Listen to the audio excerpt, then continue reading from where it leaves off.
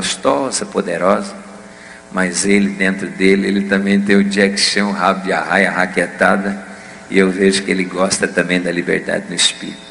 Vamos aplaudir Jesus pelo dom e pela vida do pastor Luciano, amém? Porque o bom é ele, aleluia, glória a Deus. Depois, com certeza, pessoas nos viram na internet, pessoas também vão ver aí no Brasil.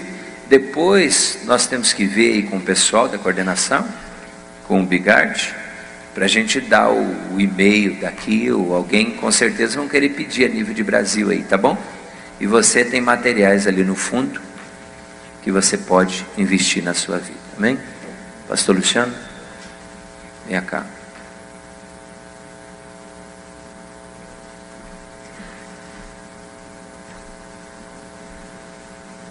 Estenda tua mão para cá.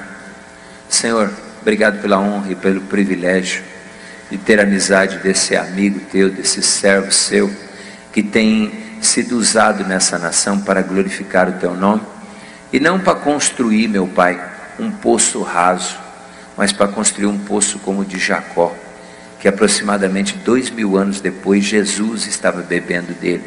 Não queremos criar uma geração e um povo simplesmente com cócegas e com momentinhos de prazer, mas pessoas com firme fundamento, que é a tua palavra. Por isso, unge, abençoa e usa ele mais uma vez para a glória do seu nome. Amém e amém.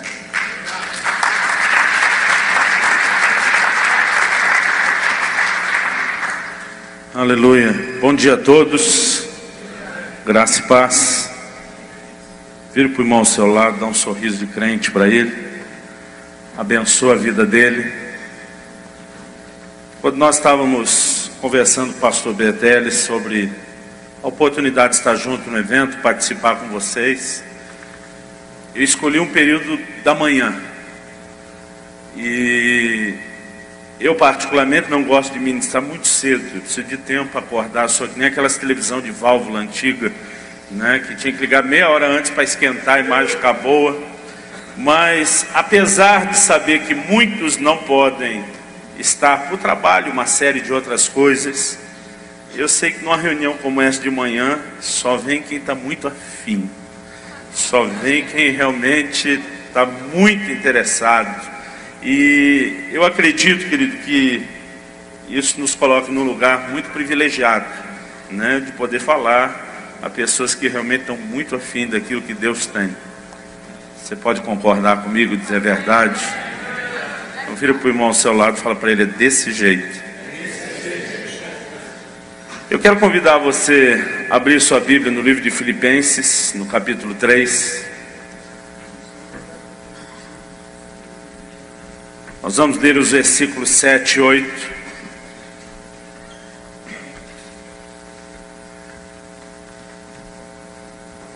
Filipenses capítulo 3, versículos 7 e 8.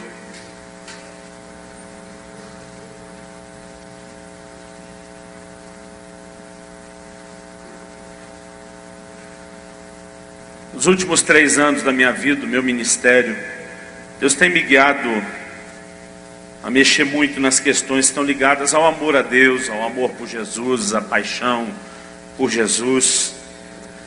E nesse texto de Filipenses, no capítulo 3, nos versículos 7 e 8, Paulo diz assim: mas o que para mim era lucro, isso considerei perda por causa de Cristo.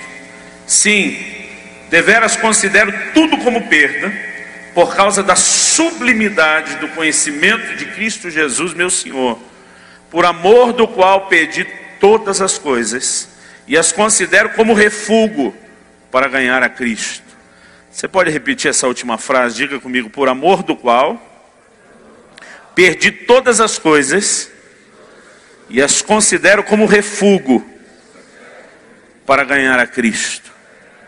Uma coisa que Deus tem falado muito forte ao meu coração é que nós precisamos entrar num nível de relacionamento com Deus tão intenso, onde Ele nos atrai tanto, onde o desejo, a fome, o anseio por Ele é tão grande, que as outras coisas começam a perder o seu valor. O apóstolo Paulo diz por causa da sublimidade do conhecimento dele. Ele está dizendo que conhecê-lo é tão melhor. Ele diz que eu rejeito qualquer outra coisa, eu abandono qualquer coisa, eu perco qualquer coisa, porque o que eu quero é Ele. Eu creio que nessa geração Deus vai levantar um povo que vai se mover de uma forma diferente. Em Cantares, no capítulo 1, no versículo 15, a Bíblia diz assim: os teus olhos são como olhos de pomba. A pomba é considerada o pássaro do amor, porque quando está olhando para o seu companheiro, não olha para mais nada. Alguns dizem que na visão dela ela só enxerga uma coisa de cada vez. Há uma música da Michi Edwards, ela diz que eu quero ter olhos como de pomba, ou seja, uma devoção sem distrações. E eu quero falar um pouco a respeito disso, querido, de você chegar a esse lugar onde as outras coisas perdem a sua importância. Há uns 3 anos atrás, pastor Bertelli teve uma participação especial nessa mensagem que eu quero compartilhar, e talvez até por isso teve peso, eu decidi por isso essa manhã. Nós fomos participar numa convenção em Itajaí, do pastor Luiz Hermínio, e o Luiz me disse: Luciano, provavelmente você vai ter que dar uma carona para o Bertelli na volta, porque ele vai pegar o ônibus, o avião muito cedo no aeroporto, e na volta você vai passar na frente do aeroporto, não faz sentido alguém subir só para isso. Talvez ele tenha que esperar um pouquinho mais, mas você me ajuda a resolver as coisas. Eu falei: não, para mim está ótimo. Mas eu avisei os 2 pastores que estavam descendo comigo. Eu falei: olha, eu vou dar carona para alguém, não falei quem, acho que eles nem conheciam o Bertelli. E falei: vai ser impossível a gente ter uma viagem normal com esse camarada doido que vai voltar com a gente. Então vocês se preparem. Nós saímos de lá, acho que eram umas 2h30 da manhã, estava chovendo muito. Eu sei que eu deixei ele no aeroporto perto de umas 5 da manhã. O voo devia ser lá pelas 7, o check-in não foi tão longo não. Mas, como eu havia predito e profetizado, irmãos, realmente a gente não teve uma viagem normal. Para falar a verdade, acho que a gente andou uns 10 minutos bem. Talvez uns 15, eu acho que ele se comportou bastante tempo. E depois de uns 15 minutos eu só lembro de ter ouvido, eu brinco que é a palavra mágica do Bertelli. Ele disse assim: o cheiroso está aqui. Irmãos, quando ele disse que o cheiroso estava ali, mudou completamente o ambiente daquele carro. A presença do Espírito Santo realmente se manifestou de uma forma assim muito especial. E Deus pegou aqueles 2 pastores de uma forma assim... Tinha hora que eu queria encostar o carro, parar de dirigir, mas eu sabia que se parasse eu podia comprometer o horário dele. E eu fui tentando aproveitar aquilo enquanto dirigia, mas era uma noite assim escura, sem lua, sem estrela, muita chuva, e eu tendo que dirigir ali com muita atenção. Mas Deus pegou aqueles 2 assim que eles uivavam. Você lembra disso, Bertelli? Até que num certo momento, um dos que estava conosco, o Leonai, que é um dos nossos pastores, da nossa equipe, ele grita lá do banco de trás e minha alma estremeceu. E diz: Deus está me mandando confessar uma coisa. Eu gelei. Eu pensei: é um pastor da minha equipe, eu espero não ter que discipliná-lo. E ele disse assim: Deus está me dizendo que eu tenho me embriagado com as bênçãos dele.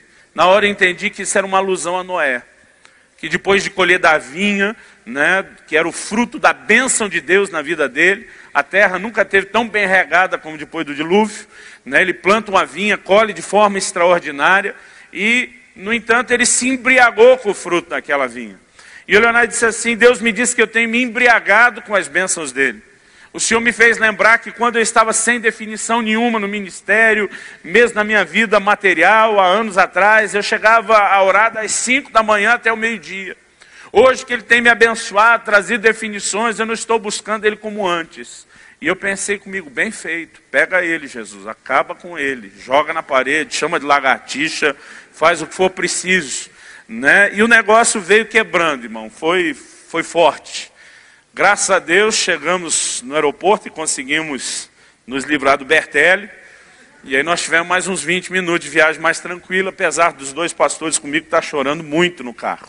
Eu achei muito legal tudo que aconteceu. Isso foi numa noite de segunda para terça. Na terça-feira da semana que vem, nós estamos reunidos com os líderes da nossa igreja, uma reunião menor, que supostamente era para ser de treinamento, mas alguém teve a ideia de vamos orar e adorar a Deus um pouco antes de começar, E nós começamos a cantar aquela canção do Marcos Witt, eu te busco, te anelo, te necessito. Enquanto nós estamos cantando aquela canção, eu não sei até hoje explicar o que aconteceu. Eu não me lembro de nada parecido, nem antes, nem depois daquele dia. Mas a glória de Deus, não é que ela desceu, ela despencou em cima da gente. Foi de fazer galo na cabeça, foi forte. E de repente está todo mundo espalhado para o chão, sentado, ajoelhado, prostrado, chorando. E vem um quebrantamento tão grande, vem um arrependimento tão forte. Agora o detalhe, isso foi no início de 2008. Tinha sido um ano que eu tinha tirado para buscar a Deus como eu nunca tinha feito na minha vida. Eu comecei o ano com um jejum que eu nunca tinha feito, de 3 semanas na água. Eu decidi ler a Bíblia assim muitas vezes como eu nunca tinha lido. Cheguei a ler a Bíblia naquele ano 2 vezes num mês, Bertelli. Uma eu li em 9 dias, fiquei quase louco. E eu estava buscando a Deus como realmente eu nunca tinha feito, estava quebrando todos os meus recordes, né? Estava assim na mais alta performance. E naquele dia que nós estamos ali chorando, o quebrantamento, o arrependimento que Deus traz ao meu coração tinha a ver com o fato de não estar buscando a Deus como deveria. E quando eu tenho aquele sentimento de que nós não estamos buscando a Deus como deveria, justamente na hora que nós estamos cantando, eu te busco, te anelo, te necessito, eu não sei explicar, querido, o motivo da minha carnalidade de ter agido de forma tão leviana, mas eu fiquei muito revoltado com Deus. Dentro de mim, eu não abri a boca para falar essas coisas, eu falei, Deus, eu nunca te busquei na minha vida como eu estou buscando e não está bom. Quando é que vai estar bom para você? E me deu assim uma indignação, eu falei, quando é que vai estar bom para você? Naquele momento de loucura, ainda bem que Deus não me tratou do jeito que eu merecia. Se eu sou Deus e o camarada fala desse jeito comigo, eu dou um pisão, né? Esmago ele que nem um cetro. Mas Deus é um Deus tão amoroso, tão paciente conosco. Não é verdade? Vira para o irmão ao seu lado, fala para ele, ainda bem que não é você que é Deus. Fala para ele. Irmãos, eu não sei explicar, mas eu fiquei muito, mas muito indignado. E naquele momento eu falei, quando é que vai estar bom? E o Espírito Santo falou comigo uma frase que eu quero usar como tema daquilo que eu quero compartilhar aqui. Ele me disse assim, até que nada mais importe. Eu tenho falado sobre isso praticamente todo ano, desde 2008, lá para o nosso povo, porque é uma verdade que tem que ganhar raiz dentro de nós. O Senhor disse, eu quero te levar a um lugar onde nenhuma coisa mais tem importância, onde você me queira tanto, tanto, que você realmente não vai mais se preocupar com qualquer outra coisa. O Senhor me disse, filho, você está preocupado com a performance. Quantos dias a mais você vai jejuar? Quantas horas a mais você vai orar? Quantos capítulos da Bíblia você vai ler? Deus me disse, eu não quero a sua busca. O que eu quero é que você queira me buscar, não que você me busque. Ele diz, porque algumas vezes você está indo dormir, e quando chega a hora de dormir, você lembra que não leu a cota de Bíblia necessária do dia. Então você fica lá com sono, pagando a cota, né, para dizer que você leu o que tinha que ler. E Deus me fez lembrar de um casal que eu fui atender, de uma briga de marido e mulher, que me colocaram no meio. E quando eu chego, o marido disse para mim, pastor, essa mulher é uma louca. Eu falei, olha, a Jota me chamou a mulher dele de louca e tinha razão, vamos ver se você tem razão. Né? E eu falei, o que houve? Ele falou, nós estamos casados há mais de 20 anos, faz mais de 20 anos que ela me perturba para eu ir com ela no supermercado. Irmãos, não sei como é em todo o matrimônio, mas a maioria dos homens não gosta de ir no supermercado com a mulher. Tem uns que até gostam de ir sozinho, mas não com a mulher. Porque o jeito do homem e da mulher de fazer compra é diferente, todo mundo sabe disso, né? A gente pega a listinha, a gente fica cego. Não importa se você acabou de sair do banheiro, não tem papel higiênico, se não botar papel higiênico na lista, você não leva. É uma coisa assim, o homem faz de birra, né? Então ele pega a listinha, só aquilo. Se na lista está lá uma lata de leite condensado, ele vai pegar a lata e pôr no carro, no carrinho. A mulher não, a mulher ela vai olhar o rótulo atrás e ver a receita da lata do leite condensado. Aí diz, essa eu já tenho. Aí ela pega, essa eu não tenho. E se tiver 3 receitas novas, são 3 latas. Agora, não tem nada de errado nisso. Né? Se ela pegar 3 latas de leite condensado, vai levar mais tempo para buscar outra lata. Mas são 2 estilos diferentes de fazer compra. Né? E para o homem que às vezes é muito objetivo, metódico, tapado, né? Acho melhor chamar de tapado que metódico, parece que a gente está elogiando. Irmãos, eu não sei o que acontece com o homem. Eu conheço uns caras assim que são do mais alto nível executivo, assim, de grandes empresas, pessoas assim, capazes, inteligentíssimas, mas quando o assunto é tarefa doméstica, o homem passa por um emburrecimento profundo, né? Ele vira uma criatura que beira assim, o inútil. Então, existe essa dificuldade de interação, para defender as irmãs e parecer que não estamos falando mal delas, né? Que na verdade são elas que compram os nossos livros tudo depois, a gente não é nem louco de contrariá-las. Mas eu não trouxe os livros hoje, então eu estou mais solto. E aquele homem falou: pastor, essa mulher faz 20 anos que me perturba para ir no mercado com ela, eu nunca quis ir. Essa semana eu resolvi com ela. Eu falei: graças a Deus. Ele falou: graças a Deus, coisa nenhuma. Porque essa mulher surtou, ficou louca, disse que nunca mais quer que eu vá com ela no mercado. E eu levei um susto, eu olhei e falei: irmã. Ela falou: pastor, não é bem assim. Tá vendo? É uma louca, eu tenho testemunha. Agora vai dizer que não é assim, o negócio estava feio. Ela, muito polida, educada, ela foi, né, a que melhor se comportou ali. Ela ergueu a mão e falou: posso falar? Falei: pode. Ela disse: pastor, eu nunca quis que ele fosse comigo no supermercado. Ele está vendo. Ela: me deixa terminar a história. Ela disse: pastor, o que eu queria é que ele quisesse ir, não que ele fosse. Eu falei: qual a diferença? Foi a diferença que para ir do jeito que ele foi, ficar me apressando, ficar resmungando o tempo todo, que está demorando, que isso, que aquilo, ela dizia: eu prefiro que ele não vá. Ela falou: pastor, o que eu queria é que ele andasse do meu lado no supermercado, que ele segurasse a minha mão, que enquanto ele empurra o carrinho comigo, a gente aproveitasse o que ele chama daquela perda de tempo para conversar, para estar junto. Irmãos, é impressionante como a mulher consegue ser romântica até no supermercado. Mas ela diz: o que eu queria não era fazer a compra em si, era que a gente pudesse ter aquele tempo perdido junto. Ela diz: mas para ele ir reclamando que está demorando, querendo voltar, eu realmente não quero. Não quero que ele vá. O que eu queria é que ele quisesse ir. E o argumento dela foi tão profundo que acho que levou uns 10 minutos para entender. Mas de repente eu comecei a pensar e falei: essa irmã tem razão. E nesse dia Deus me fez lembrar dessa história. E Ele me disse: filho, eu não quero que você me busque. Eu quero que você queira me buscar. Quantos entendem a diferença? Deus me disse: você está quebrando todos os recordes, você está incrementando a sua performance, mas Ele me disse: o que eu quero não é que você se veja obrigado a fazer. Eu quero que você esteja fazendo isso por paixão. Eu quero que você esteja fazendo isso por interesse. Eu quero que você me ame tanto, de a ponto como Paulo dizer: eu estou disposto a perder qualquer coisa por causa de você.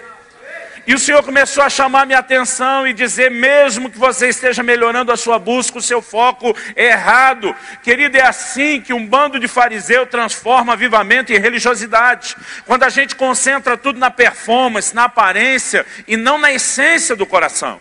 E o que Deus realmente quer, querido, é um coração que o deseje tanto, tanto, tanto, que as outras coisas começam a perder o seu valor. E naquele dia, querido, Deus me deu uma aula de Bíblia. Né? Deus me deu assim, uma aula de teologia. Acho mais bonito falar isso do que dizer que Ele esfregou um monte de versículo na minha cara. Ele me disse por que o homem foi criado.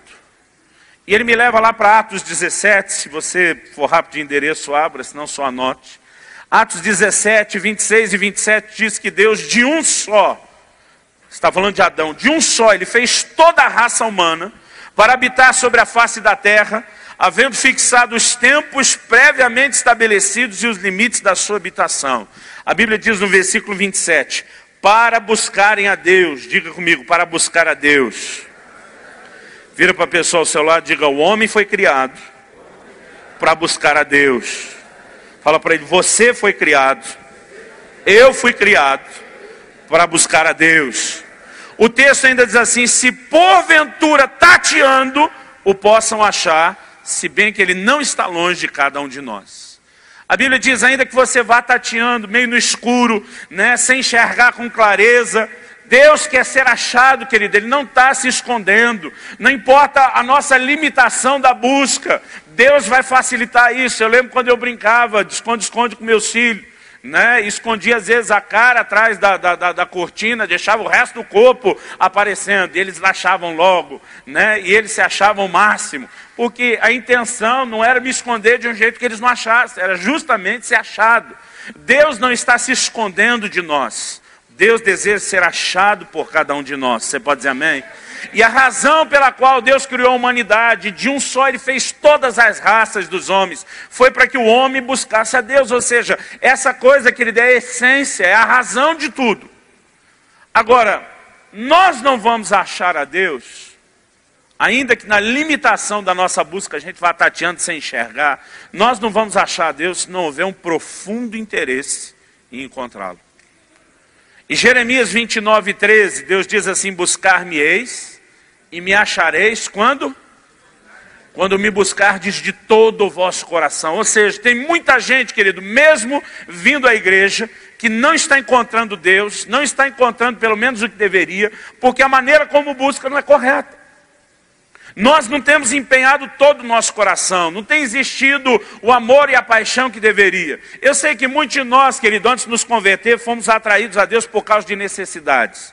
E Deus muitas vezes permite e usa tudo isso como uma desculpa para que a gente possa encontrá-lo. Mas o problema é quando eu e você deixamos de entender que nós precisamos colocá-lo em primeiro lugar.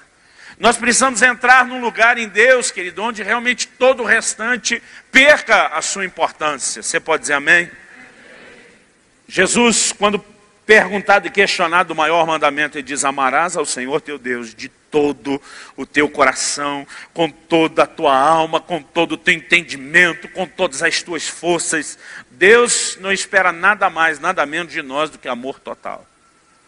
Deus não quer que você ame Ele um pouco. Deus quer que você o ame com tudo que há em você. Você pode dizer amém?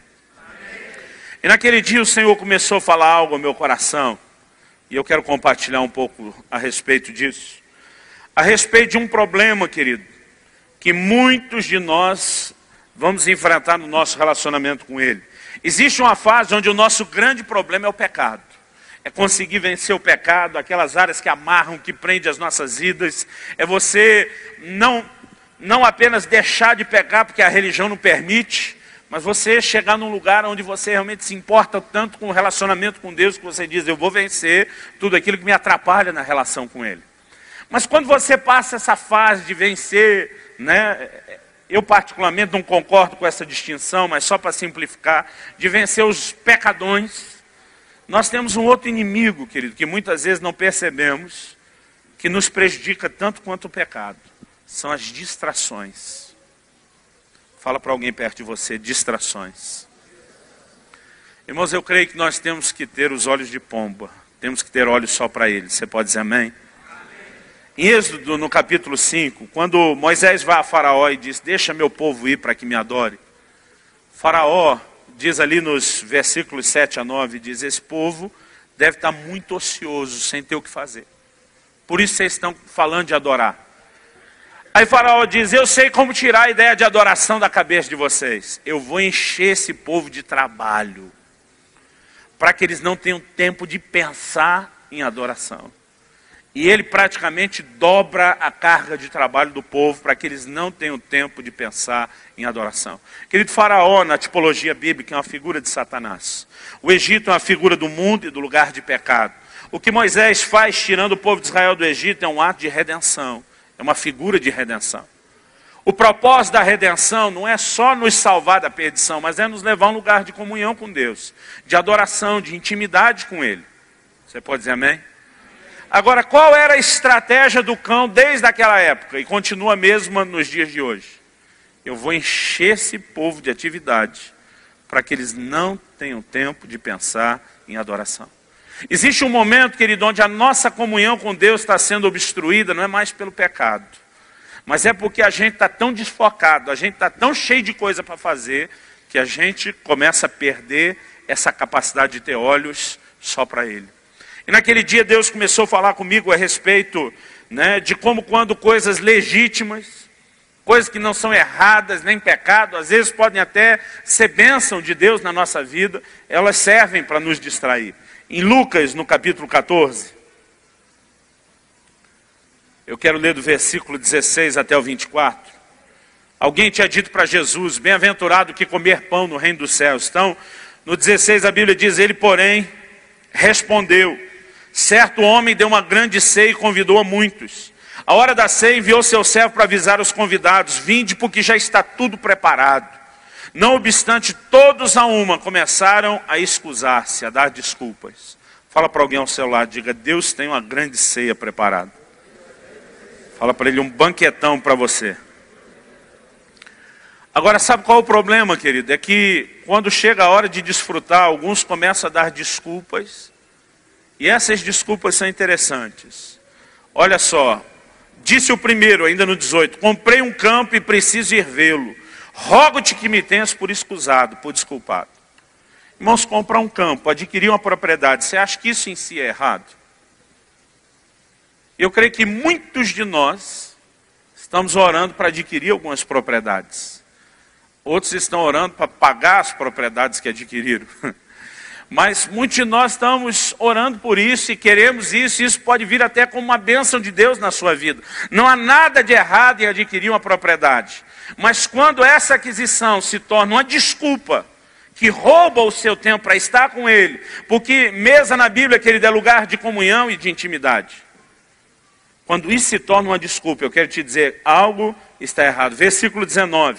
Outro disse: comprei 5 juntas de bois, eram os tratores da época, e vou experimentá-los. Rogo-te que me tenhas por escusado. Irmão, 5 juntas de bois significa que o camarada vai arar melhor a terra, vai plantar mais, vai colher mais. É o aumento da produtividade, e isso em si não é ruim. Eu creio que muitos de nós estamos orando para poder aumentar a produtividade, ter condição de ganhar mais, de levantar mais recursos. Isso pode até ser resposta de oração na vida de alguém. No entanto, quando isso se torna um motivo, a desculpa para que a gente não esteja com Ele, está errado. Olha o terceiro motivo, versículo 20. Outro disse: casei-me, por isso não posso ir. Irmãos, tem nada de errado em casar. Quer dizer, alguns casaram tão errado que é difícil falar isso. Mas se você seguir o conselho de Deus, o padrão de Deus, o casamento é uma bênção, é plano de Deus, a ideia de Deus, faz parte do que eu acredito ser o melhor de Deus. Eu estou com 15 para 16 anos de casado, irmão, e eu fico cada dia mais agradecido a Deus pelo casamento, pela mulher que Ele me deu, pela família que me deu. O casamento é bênção. Agora, se alguém começar a usar isso como uma desculpa para recusar a intimidade com Ele, algo está errado. Ontem foi aniversário da minha esposa e eu brinquei com muita gente que era praticamente feriado. Eu deixei de fazer muita coisa para passar a maior parte do dia com ela. No entanto, logo pela manhã, ela tinha que levar a nossa filha Liz. Ela tem um curso de música que ela faz pela manhã. E na quinta noite, minha esposa veio com aquela cara sorridente, me dando uma cantada. Diz: amanhã cedo, você vai levar a Alissa para mim, para eu poder ficar dormindo, como parte do seu presente, não vai? Eu disse: não. Ela diz: amor, não estou entendendo. Eu falei: querida, eu vou fazer tudo por você o resto do dia. Mas de manhã, eu vou me trancar com Deus. É o meu tempo com Deus. Ele ainda é mais importante que você. Sabe, querido, é o tipo de coisa que nós precisamos cultivar em qualquer nível de relacionamento. O dia que eu começar a usar o casamento como uma desculpa para deixar de ter intimidade com Ele, eu estou ferindo a própria bênção que Ele me deu e a maneira como Ele me honrou. Mas muitos de nós não percebemos isso. Agora, quando você olha para o texto, a Bíblia diz que o Senhor ficou irado. Ele não fica olhando para aquelas desculpas, dizendo: vocês têm razão. A Bíblia diz que o Senhor ficou irado e trocou eles por outros. Querido, não é o que nenhum de nós quer. Mas eu comecei a perceber como nós podemos entrar num lugar de distrações. A Bíblia diz em 1 Coríntios, no capítulo 7, do versículo 32 até o 35, que o homem deve viver para agradar a sua esposa, a esposa para agradar o seu marido. E Paulo fala de um momento peculiar de perseguição da igreja, onde ele diz: eu prefiro que alguns de vocês nem se casem, para que vocês possam se dedicar mais ao Senhor. O próprio casamento, querido, é uma grande bênção de Deus. Mas se for algo que vai nos impedir de nos dedicar a Deus como deveria, Paulo diz: era melhor que nem acontecesse. Porque você não foi criado, querido, apenas para casar e ter uma família. Você foi criado para buscar a Deus. Essa é a razão da sua existência. Você pode dizer amém? E eu comecei a perceber, querido, como nós sofremos esse problema com as distrações. Abre comigo em Lucas 10. A Bíblia diz, a partir do versículo 38, indo eles de caminho, entrou Jesus num povoado, e certa mulher chamada Marta hospedou na sua casa. Tinha ela uma irmã chamada Maria, e essa quedava-se assentada aos pés do Senhor a ouvir-lhe os ensinamentos. Marta agitava-se de um lado para outro, ocupada com muitos serviços. Eu gosto de uma versão que diz distraída com muitos serviços. Então se aproximou de Jesus e disse: Senhor, não te importas que minha irmã tenha me deixado, que eu fique a servir sozinha? Ordena-lhe que ela venha me ajudar. Eu acho legal quando acontece esse tipo de briga, que a pessoa finge que a outra não está presente. Então Maria está ali ouvindo, mas Marta fala com Jesus como se ela não estivesse lá. Diz: Senhor, não está incomodando o Senhor o fato de eu estar trabalhando sozinha, essa preguiçosa sentada aí sem fazer nada?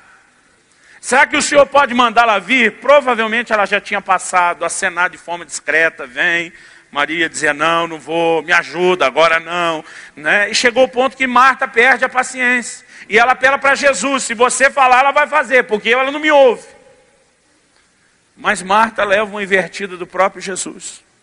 Olha o que Jesus diz: você está ocupada com muitos serviços. Respondeu-lhe o Senhor, 41. Marta, Marta, você anda inquieta e preocupada. Outra versão diz distraída com muitas coisas. Diga comigo: com muitas coisas. Fala para alguém perto de você: muitas coisas. Agora olha o versículo 42. Entretanto, pouco é necessário, ou mesmo uma só coisa é necessária. Maria, pois, escolheu a boa parte, e essa não lhe será tirada. Jesus está dizendo: se você pensa que eu vou dar uma ordem para ela sair daqui, você está muito enganado. Ele diz: Marta, pouca coisa realmente importa. Você está fazendo muito, mas do muito, pouco realmente importa. Agora, do pouco, uma coisa só realmente é necessária e importa. É a razão pela qual você existe: buscar a Deus. Ele diz: Maria escolheu o que tem de melhor. Eu nunca vou mandá-la se levantar daqui. Ela está fazendo o que realmente importa. Querida, a gente faz tanta coisa nessa vida. A gente corre para tanta coisa. Por que eu estou mexendo nesse assunto? Acabei de voltar, querido, de 15 dias na África. Teve dias que a gente ministrava de manhã, de tarde, de noite, né? Nós fizemos eventos em 3 países, Moçambique, Tanzânia e Quênia. Mas o que Marta está fazendo, querida? Ela está trabalhando para agradar Jesus. Imagina você receber Jesus na sua casa. Você ia querer recebê-lo com a casa de qualquer forma, virada no avesso, uma bagunça, né? Como diz minha esposa, virado no que é aquilo? Não. Você ia querer recebê-lo sem dar pelo menos um lanche devido, se não fosse um rango daqueles? Irmãos, não consigo imaginar receber Jesus na minha casa, não servir uma coca gelada. Né? Se você pensou na Pepsi, está errado, irmãos. A Pepsi é a sombra de um bem vindouro que é a Coca. A Pepsi é o Antigo Testamento, a Coca é o Novo. Né? E eu fico imaginando, eu ia querer recebê-lo da melhor forma possível, mas mesmo quando você quer trabalhar para Ele, nem o que você está querendo fazer no sentido de trabalhar para Ele é mais importante do que estar com Ele. E no fim desses 15 dias, eu estava feliz por tudo que nós fizemos lá na África, e eu falei: Jesus, nós arrasamos, né? Ele diz: não, você não arrasou não. Você diminuiu o seu tempo comigo. Você sobrecarregou a sua agenda. Você se desgastou servindo eles, mas o nosso tempo foi comprometido. E Deus começou a chamar minha atenção: eu não quero que você ande por esse caminho de distrações. Você precisa estar comigo. E sabe, querido, eu acredito que nós precisamos entender o peso que isso tem. Nessa terça-feira, enquanto nós estávamos lá cantando Eu Te Busco, Te Anelo, começou aquela choradeira, aquele quebrantamento. O Espírito Santo falou comigo semana passada, quando você voltava de Itajaí, e você ficou lá torcendo, enquanto o Elionai se arrependia, e você ficava lá dizendo: pega ele, Jesus. O Senhor me disse: eu queria ter pego, era você. Ele diz: mas você estava muito bom para entender que a coisa era com você. Falei: não, Senhor, eu até queria parar de dirigir sim, para ficar intercedendo para eu pegar ele. Ele diz: hoje vou acabar com a sua raça. O Senhor diz: lembra da frase do Elionai, de ter se embriagado com as bênçãos? Não foi só ele. O Senhor começou a mostrar o como muitas vezes, querido, a gente se distrai com as próprias bênçãos. E o Senhor me fez lembrar de uma ocasião, que eu tinha estado também com o Bertelli em Naviraí. Depois nós fomos a Dourados, no Mato Grosso do Sul, e eu aproveitei para dar uma esticadinha no Paraguai, ali na divisa de Ponta Porã. Na época, algumas pessoas vinham ofertando para o meu filho em dólar. Ele estava orando por PlayStation 2 na época. Ele queria sair do 1 para o 2. E quando eu saí, eu falei, filho, me dá aqueles dólares que se der, eu vou no Paraguai, se o dinheiro que você ganhou der para comprar e estiver dentro da cota, papai vai trazer o videogame para você. E eu fiquei impressionado quando eu cheguei lá com o valor dele em dólar, quebradinho, picado. Era exatamente o preço do videogame que ele queria. Né? Passei ali, fiz tudo certinho, dentro da cota e trouxe. Apesar de não ser eu que estava dando, né? Porque no momento que ele pediu eu realmente não podia, eu joguei nas costas de Deus, que é mais larga. Né? Eu falei para ele, filho, vá orar, que Deus vai te dar esse negócio. Mas eu fiquei tão feliz de poder trazer aquilo, de ter conseguido usar os dólares, de proporcionar que o negócio acontecesse depressa. E quando cheguei em casa, entreguei o presente, ele fez a maior festa, ficou feliz que só. Eu também, como pai, fiquei feliz por ele. Mas a alegria, querido, não durou muito. Quando deu uns 2, 3 meses, teve um dia que eu queria jogar aquele videogame pela janela. Porque antes eu chegava de viagem, quando eu entrava em casa, os dois já estavam me esperando. Né? Normalmente na época eu morava aqui no Boqueirão, agora de novo. Então quando descia do avião, eu ligava para ela, dizia, olha, pode vir me buscar. Até sair pegar as malas, ela chegava, ela nunca ficava esperando no aeroporto. Então, os meninos sabiam que quando ela saiu, já vai voltar com o pai, e já ficava na porta. Abria a porta e eles corriam para cima de mim. Depois do videogame, quando abria a porta e entrava, estava só a Alissa, minha filha. Ela vinha, corria, me abraçava, me beijava. Eu dizia, cadê o Israel? Aí ele gritava do quarto, já vai pai, só vou passar de fase, já vai, já vai. Irmão, eu comecei a pegar um ódio naquele videogame. Um dia eu quase joguei ele pela janela. E Deus me disse, você lembra desse episódio? Eu falei, lembro. Deus disse, vocês fazem comigo a mesma coisa. As bênçãos que vocês tanto pedem, quando eu entrego para vocês, seja um relacionamento, um carro, uma bênção financeira, isso aqui, vocês ficam tão entretidos com os brinquedinhos de vocês. E vocês não lembram mais de mim. O Senhor falou comigo naquela terça-noite, você lembra qual o texto que mexeu com você no devocional pela manhã? E o texto que tinha falado comigo no devocional pela manhã, eu estava dizendo para Deus que não era para mim, que era engano. Porque eu estava lendo a Bíblia em Isaías 5, 11 e 12, diz assim, ai dos que se levantam pela manhã e seguem a bebedice e continuam até a alta noite, até que o vinho os esquenta. Liras, harpas, tamborins e flautas e vinho há nos seus banquetes. Porém não consideram os feitos do Senhor, nem olham para as obras das suas mãos. Desde a antiguidade, que das festas são regadas a comida, bebida e música. E o Senhor começa a falar aqui dos que bebem desde manhã até a noite. Eu falei, Deus, isso tem nada a ver comigo. Eu nasci numa família cristã, eu cresci sem bebida. Eu falei, o Senhor errou de endereço, mas o texto me perseguia o dia inteiro. Não saía da minha cabeça, não conseguia esquecer, não conseguia me livrar dele. E eu fiquei imaginando tudo, menos que Deus estava querendo falar comigo. Naquela hora ele me disse, a embriaguez, que Isaías está falando, não é só embriaguez literal. Ele fala de gente que desde manhã até a noite está correndo atrás de entretenimento, de diversão. E o texto diz assim, porém não consideram os feitos do Senhor, nem olham para as obras das suas mãos. Irmãos, eu me lembro de um aniversário. Lá em casa a gente tem uma coisa, quando chega o aniversário, ninguém pode fazer a surpresa para o outro. É o aniversariante que escolhe o que quer. Então, se não quer festa, se quer ficar em casa, se quer ficar sozinho. Eu lembro de um aniversário meu, eu estava assim muito cansado. Minha esposa diz, o que você quer no dia do seu aniversário? Eu falei, amor, no dia do meu aniversário, eu quero que você e as crianças sumam de casa. Eu não estava deprimido, irmãos, estava no estado pior, eu acho. Aí eu falei assim brincando, ela falou, o que você quer? Eu falei, eu quero tomar um porre de 24 horas. Alguém tinha me emprestado, na época devia ser a 5ª ou a 6ª temporada do 24 horas, do meu amigo Jack Bauer. E eu estava doido para ver aquilo, eu falei, eu vou tomar um porre, eu vou ver tudo de uma vez. São 18 horas, querido, 24 seriados, episódio de 42 minutos. Eu falei, eu vou tomar um porre, eu vou ver tudo de uma vez. Eu não consegui. Eu consegui fazer em 2 dias, 2 de 9 horas, fiquei quase louco, nunca mais vou fazer uma coisa dessa.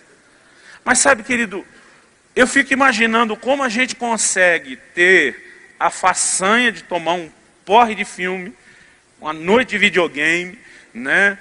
fazendo qualquer coisa. Eu lembro quando a Copa do Mundo aconteceu lá no Japão e Coreia, que era de madrugada, a gente acordava no meio da madrugada, vamos assistir jogo, pinta cabelo, faz tudo. Na hora de buscar Deus, estou cansado. Estou com sono. E sabe, Deus começou a me lembrar de loucuras que eu já fiz para ver minha esposa. Eu lembro um dia eu estava em Curitiba, ela em São Paulo, me deu um desespero. Eu falei, vou entrar no carro, vou lá em São Paulo dar um beijo nela e volto. Quando eu estava saindo, ela me liga no celular, falou, eu estava orando, eu acho que Deus me revelou que você quer fazer uma loucura e vim aqui. Não faça isso, você já não dormiu outra noite, você vai dormir no volante, vai ter algum problema. Eu falei para Deus, você não sabe guardar segredo. Mas eu fico pensando, querido, cada loucura, já não dormiu direito a outra noite, quer virar outra, nós já fazemos. Mas quando chega na hora das coisas de Deus, a maioria de nós tem desculpa. Na verdade, querido, o que tem nos faltado é um interesse real. É fome por Deus. Falei para o Bertelli, eu falei, como você foi feliz no tema desse evento, famintos por Deus. Amós diz, eis que vem dias, diz o Senhor, em que enviarei fome sobre a terra. Não fome de pão, nem sede de água, mas de ouvir as palavras do Senhor. Existe um mover de Deus, querido, que precisa alcançar a mim e a você. Eu recebi uma propaganda de um evento que vai acontecer em outro país, chamado Viciados pela Sua Presença. E ele cita uma frase de Smith Wigglesworth. Smith Wigglesworth foi considerado o apóstolo da fé, um cara assim que movia em Deus. Eu creio que ele estava profetizando quando ele diz isso. E diz assim, eu quero levá-los a um lugar de insatisfação. Um lugar onde nunca mais voltarão a ficar satisfeitos. Somente satisfeitos com uma satisfação que não pode ser satisfeita. Queridos, Deus está tentando nos provocar um lugar onde haja fome por Ele, onde haja interesse por Ele. Mas muitas vezes, além de distrações, a gente tem se embriagado com tanta coisa. Tem gente se embriagando, querido, com ministério. Tem gente se embriagando com bênçãos que Deus recebeu. Tem gente usando tanta coisa, querido, como uma desculpa para não estar no lugar em Deus onde deveria estar. E eu quero te dizer nessa manhã, uma só coisa realmente importa e é necessária. Eu ia gastar tempo falando sobre alguns tipos de embriaguez, mas eu quero pular isso. Você sabe aonde na sua vida você tem se distraído, aonde você tem se embriagado. Isso aconteceu, querido, na virada da quinzena de fevereiro. No mês de abril, só 2 meses depois, eu fui ministrar numa cidade no interior de São Paulo. Preguei num evento à noite, pela manhã, numa reunião para pastores. E as pessoas foram comigo de carro, não iam poder voltar, eu acabei voltando sozinho. Na hora de voltar sozinho, eu falei, Deus, eu vou aproveitar esse tempo com o Senhor. Meti um CDzão de adoração lá no carro. Falei para Deus, eu tenho que parar para um abastecido ainda no banheiro, deve levar uns 15 minutos. Eu falei para Deus, tirando isso, a única coisa que eu vou fazer enquanto dirijo é orar e adorar sem parar. Irmão, foram 6 horas de viagem, tirando a paradinha dos 15 minutos, onde eu orei e adorei a Deus sem parar. Quando eu entrei em Curitiba, eu estava me achando o máximo. Eu falei, Espírito Santo, 6 horas, nós dois aqui em comunhão nesse carro, não pensei em outra coisa que não fosse o Senhor, a presença dEle. E eu falei, foi bom, não foi? E eu esperava o Espírito Santo me elogiar aquele dia. Mas ele me disse, filho, ainda estou esperando pelo momento em que você não me dê só o tempo perdido de viagem de uma cidade para outra. Que você não tem o que fazer além de dirigir. E diz, o que eu quero é que você entre no seu quarto, feche a sua porta. O que eu quero não é que você aproveite para me buscar apenas enquanto faz as outras coisas. Eu quero que as outras coisas percam importância, a ponto de você dizer, eu deixo isso de lado, mas eu quero estar contigo. Irmão, não foi fácil para mim ontem dizer para minha esposa que eu não ia agradá-la pela manhã. Mas naquele momento, mesmo sabendo que o resto do dia ia ser importante, especial, naquele momento meu coração queria Deus, a presença de Deus, o meu momento de oração. E eu não fiz aquilo porque tinha que fazer. Eu fiz aquilo porque eu queria fazer. E eu creio que é isso que Deus espera de cada um de nós. Quantos estão entendendo? Fala para a pessoa ao seu lado, você tem que ter olhos de pomba. Enxergar só Ele e nada mais. Vamos ficar em pé.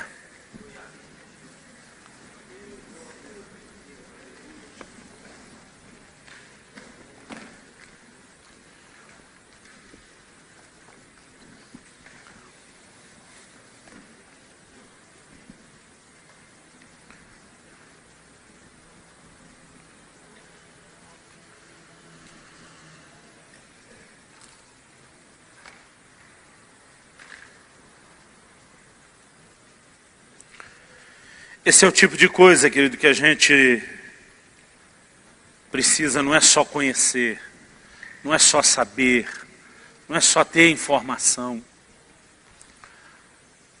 O que nós precisamos é viver. De tempos em tempos eu tenho que mexer nesse assunto de novo. Sabe, no dia que Deus falou a respeito disso comigo, isso foi em fevereiro de 2008. Deus me fez lembrar de algo. Ele me disse assim, lembra que no ano passado, o ano anterior era 2007, a gente tinha feito um dos primeiros eventos nossos do Tempo de Glória, na época chamava Dias de Glória. E eu lembro que o pastor Luiz Hermínio veio para ministrar com a gente, nós tivemos uma noite muito abençoada. Mas depois do culto eu falei, Luiz, quer comer algo? Ele falou, cara, eu quero comer, mas se desse... Ele falou, estou na correria há tanto tempo, faz tanto tempo que eu não relaxo, que eu não... Se desse, eu queria que nós víssemos um filme, gordinho, mas um filme bom, daqueles. E eu lembro que nós saímos, na época a Blockbuster ficava aberta até meia-noite, pegamos um filme de ação e fomos para a casa de um dos pastores da nossa igreja, que tem uma sala de oração assim muito especial. E a gente já demorou depois de pegar o filme para comer, para lanchar na rua, então chegamos já meio tarde. E quando nós chegamos, ele tem também uma sala assim de televisão, na época aquelas telona enorme de plasma, aquele sonzão. E a gente estava lá se ajeitando para colocar o filme. Aí eu vi ele falando com os meninos do Luiz que tinham vindo tocar. Você já conhece a minha sala de oração? Ele disse, não. Ah, eu vou mostrar para você. Eu falei, vai coisa nenhuma. Eu falei, se nós entrar na sala, nós não saímos mais. Nós vamos ver o filme. Irmãos, eu sei, hoje falando é muito feio. Porque se a gente entrasse naquela sala e não saísse mais, não é o que tem de melhor. Mas naquela hora eu olhei para a sala como um concorrente do nosso programa. Falei, ninguém vai orar não, nós viemos aqui para ver filme. Irmãos, agora pensa num filme ruim. Ruim assim, em todo sentido, desde o ponto de vista mais ímpio, só olhando a produção, até a parte espiritual. E o problema, que o Luiz como eu, daqueles teimosos, diz, está ruim, mas vai ficar melhor. E mesmo se não ficar, nós pagamos, nós vamos ver até o fim.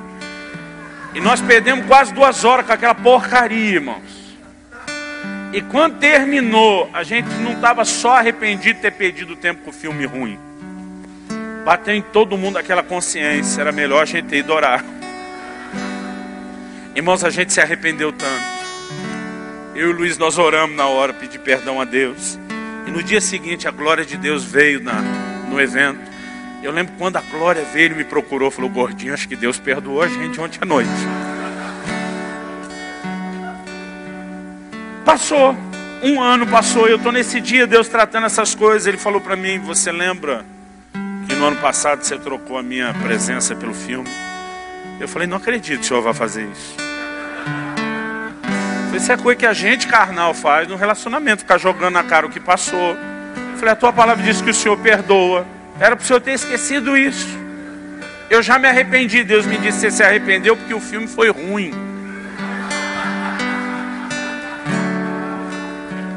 Ele disse, se o filme tivesse sido bom, você nem teria percebido o que você trocou. Ah, irmão, aí eu quis sumir. Aí eu acho que eu me arrependi de verdade. Eu não vim apontar o dedo, queria dizer que você é a pessoa que não está buscando Deus direito. Eu vim dizer, eu sou o primeiro que tem que aprender a lidar com essas distrações. Eu sou o primeiro que tem que aprender a não me embriagar. Mas sabe, querido, muitas vezes, enquanto eu estou com Ele, meu coração geme, chora, porque nós temos uma igreja distraída demais. Nossas reuniões, querido, não nos têm levado a um lugar de avivamento que deveríamos, porque o nosso coração ainda não deseja da forma como deveria.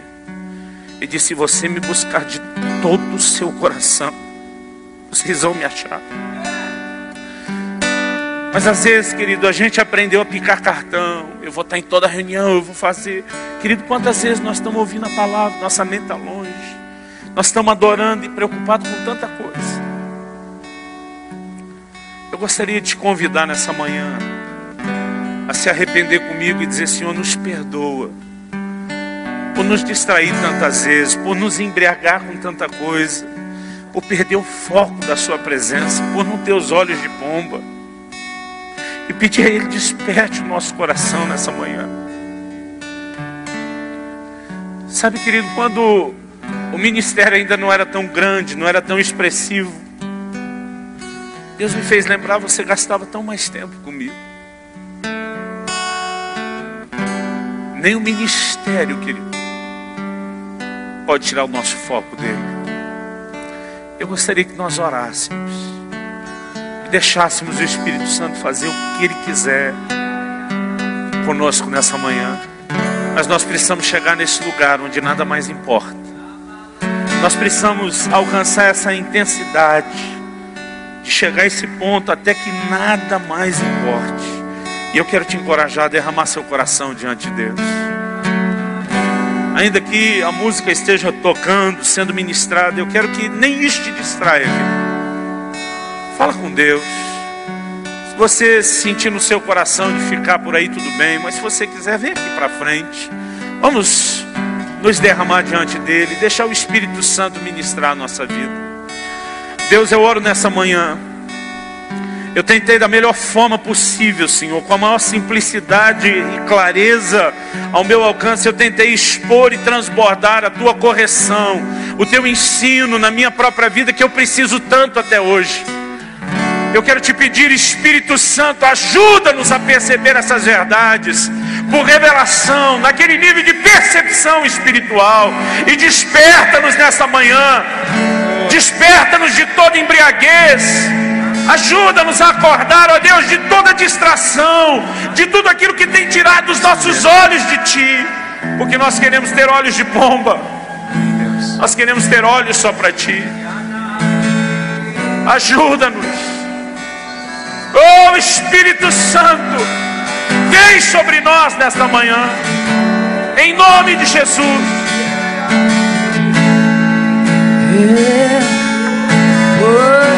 Yanama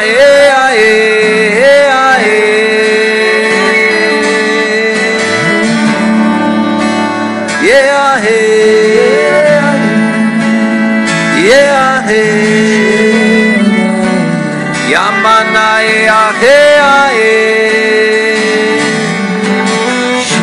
lugar, Tu és real.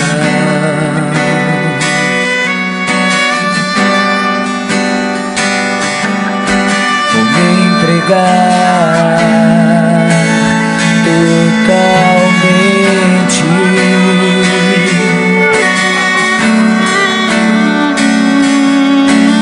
Teu toque abriu os olhos do meu